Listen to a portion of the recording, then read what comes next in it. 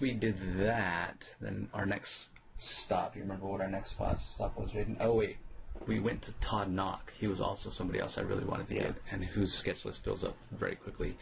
He only takes 5 sketches a day, so he was filled up, but he said, be sure to check back with him tomorrow.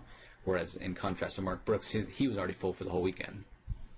Yeah. Whereas Todd just takes 5 each day to try to make it fair for people that aren't able to go the first day or the second day or what have you.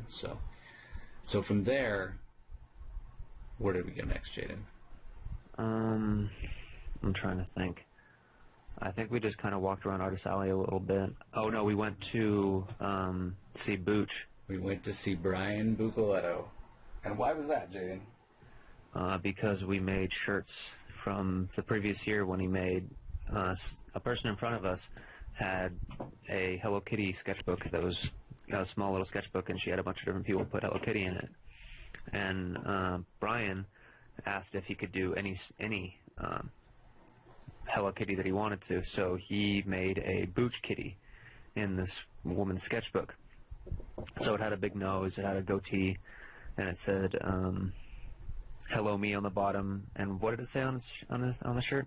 Booch is boss. Yeah, it said Booch is boss. And then, so you said that if he made a shirt, a Booch Kitty shirt, for the next year, that you would buy it. And he said to you that if we made a Booch Kitty shirt, that he would wear it.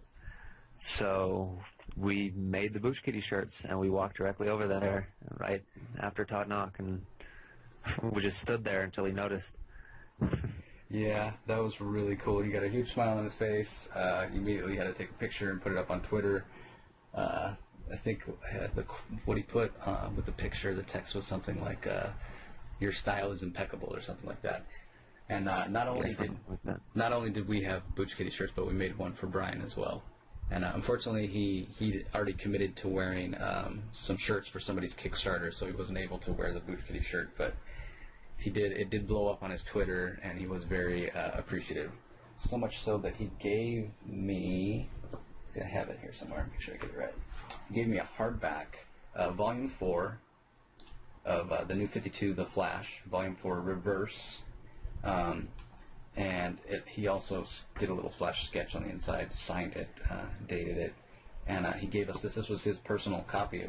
At the time he gave it to us, it wasn't even out yet.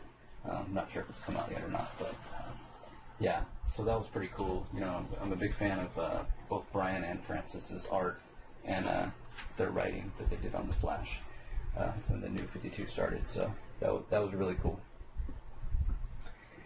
And I think after that, I had sent off my Legion of Superheroes sketchbook to Jeff Moy so that I could have a head start. He could do the sketch and have it for me there, and I could pick it up. And I also contacted his brother Phil, whose art I also like very much, who also worked on the Legion of Superheroes, one of my favorite DC teams. So once Jeff was done, he handed it off to Philip, and so I got to have 2 sketches right off the bat before I even started. We'd been there for less than 30 minutes and I already had 2 sketches in my sketchbook, so that was pretty cool. We also said hi to Jeremy Dale. He was just a few artists down from Booch, and he's a friend. If you're not familiar with him, his book is Skyward. It's a creator-owned book. It's put out by Action Labs. It's all ages. It's a kind of fantasy adventure. It's a really, really fun book. If you have kids and you want to get them interested in comic, younger kids, 5, 6, 7, the book makes a great bedtime story. It's really cool. And I can't remember. I went over to talk to Ed McGuinness, and where did you go? You must have taken your book to someone. Do you remember who the first person you? I think I went to the artist who's on the inker who's on Wonder Woman. I think that's who I went to. Yeah, and I asked him to do a Wonder Woman sketch for me. Well, I asked him if he was taking sketches, and he said he was kind of like, I don't know if I'm going to be taking sketches. I don't have very much space here. And then he was like, actually, I think if you only want a head sketch, I can do one. So I had him do a Wonder Woman for me in my sketchbook. Yeah, and the other thing was, when you go to these conventions and you get sketches, talk to the artists. You're obviously a fan of theirs if you want to get a sketch from them. So maybe you know what book they're working on, maybe you don't, maybe that's something you can ask, hey, what are you working on, what do you have coming up next? You know, they're people, engage with them, they're that much more likely to remember you, because we had talked to Richard Friend quite a bit at WonderCon. Yep. And I feel like part of the reason he said, oh, well, for you, I'll go ahead and do a Wonder Woman sketch, because he did remember us. We were friendly. We were, you know, he knew we were fans. Yeah, so I had gone over to, while you were talking to Richard, I went over to Ed McGuinness. He was super busy, had a line. I talked to his agent, Mike, super nice guy, and I dropped my book off, my Justice League themed sketchbook with Ed. And then from there, I went and met up with you, and then we went to see Ramona. Yes, we did. Now, for those of you who are not familiar with Ramona Fradon, she was an artist in the Silver Age. She's most known for working on 3 characters, Metamorpho, Aquaman, and Plastic Man. Ramona drew the first comic I ever read, first comic I ever bought. It was a huge pleasure to meet her. You know, I think she's in her 80s now, and the comic was Super Friends, and you know, I just bought it off the rack at the little corner store when I decided that I wanted to start collecting something, and you know, it was familiar to me from the cartoon. Now, Ramona's now 87 years old, still sharp as a tack, and yeah, she was just a real pleasure. I told her that this was all her fault. You know, had been reading comics and for so long, and it was all due to her. So she got a kick out of that, and she had some beautiful art on her table, and you know, I just couldn't resist.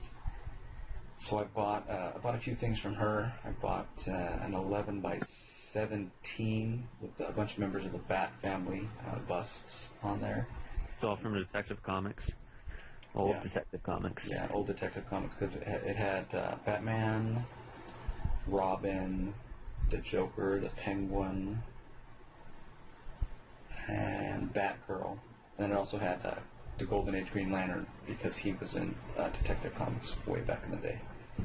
So I wanted a sketch from Ramona in my sketchbook, but I had dropped it off with Ed McGuinness, so I told her that I wanted to purchase a sketch, and I got the 11 by 17, and I also got a smaller, maybe a 5 by 9 or 5 by 6 little card with the Golden Age Green Lantern. It was really cool, and I also paid for my sketch, you know, ahead of time. And yeah, she was awesome. Took my picture with her, and yeah, it was a real pleasure to meet her. Do you remember who we went and saw after that? I think we went to the DC booth after that, because I think both of us had sketchbooks out, so we felt comfortable doing it. Yeah, that's right. Actually, I think I had my Legion one with me, but we talked to Art Taber, and I wanted to get somebody in my Legion, and he immediately wanted to do Phantom Girl, but he wanted some reference, and I didn't happen to have him with me, so we agreed that I would bring it by the next day. So yeah, then I think we went to the DC booth and checked out what was going on there. And I think David Finch was signing at that point. Yes, David Finch was signing. Yeah, we weren't expecting him to be there till Friday, that's what we've been told.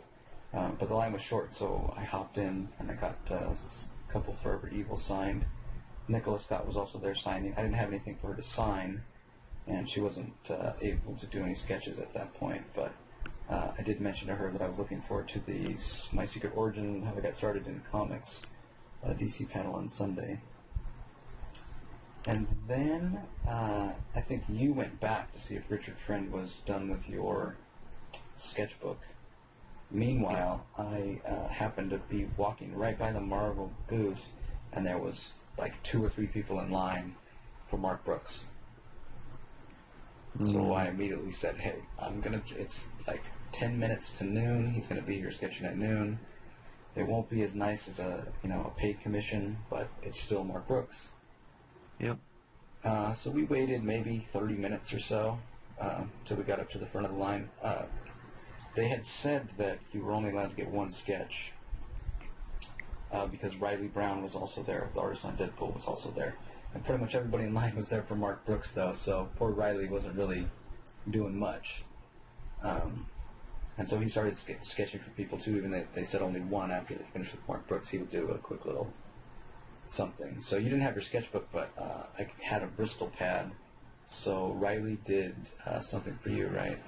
Yeah, he did a Spider-Man for me, and I got a Black Cat from Mark Brooks. Yeah, and I got a Moon Knight from Mark Brooks. And then Riley was really wanted to draw Deadpool for somebody, but nobody apparently wanted the Deadpool. So when I was done getting my Moon Knight from Mark Brooks, I passed my sketchbook over to Riley. He said, "Well, who would you like me to draw?" I said, "Draw whoever you want."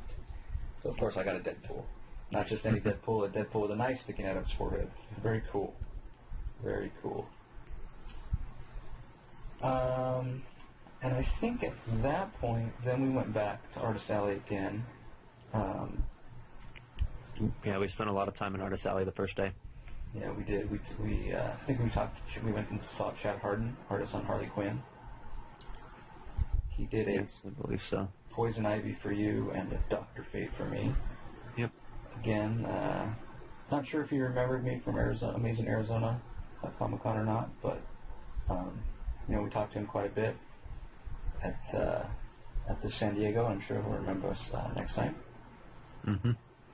And then, with our sketchbooks safely ensconced, and in fact, you know what? I think you got your Wonder Woman back at that point from Richard Friend, and then you took your sketchbook over to... Yeah, I had. He was done after I got back from getting the sketches from Riley Brown and Mark Brooks, and we went.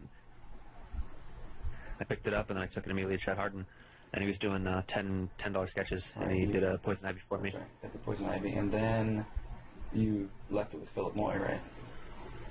Yes, I did. Yeah. And then we headed upstairs to our one and only panel of the day on Thursday. We normally go to more panels than we did this year. This year we seemed to spend more time talking to creators and hit a few less panels, which was actually really good. But we went to the Jimmy Palmiotti and Amanda Conner Spotlight. Yep. Which was fun. It was a very, it wasn't as coordinated as a lot of panels are, but it was fun because you just heard them talk about what they were up to and what went through their minds and how they came up with what they write. Yeah, very informal, as most panels, it's like stand up for questions at the end and, get in line and maybe you get to ask your question, maybe not. This panel, you just kind of throw your hand up in the air or even just shout out your question and Jimmy and Amanda will do their best to answer, so that was fun. We kind of waited around a little bit after the panel. I had brought my hardcover Retrovirus, which is a story Jimmy did on his on a Kickstarter, and he wrote that with his frequent writing partner Justin Gray, and Amanda did the cover, which is a really cool cover. And anyway, it's just a really, really awesome story, and It really is one of my favorites. Something I hope they revisit and do a sequel to.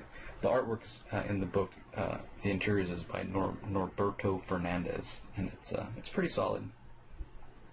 Yeah, no complaints about it. Yeah, and actually Jimmy not only signed it for me, but he did a little sketch of one of the main characters, and I got Amanda to sign it as well since she did the front cover.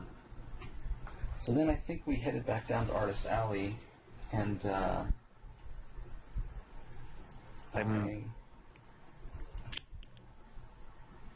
not really. Maybe hit the DC booth again. I honestly don't really remember. Yeah, I remember I went to Philip, and he had finished my. Oh, that's right. Power Girl. He's really fast, and the Power Girl that I got from him was ridiculously good.